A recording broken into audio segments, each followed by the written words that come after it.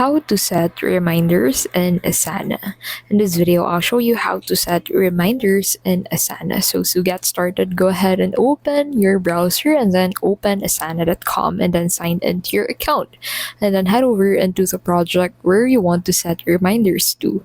So to be able to set reminders for specific individuals, you just need to select that specific task that you have for them and then set the due date of this task. So once you have set this on the day of the due date, that specific user will receive a notification on their device about the upcoming due date that they have for the day. So you need to basically set the due date.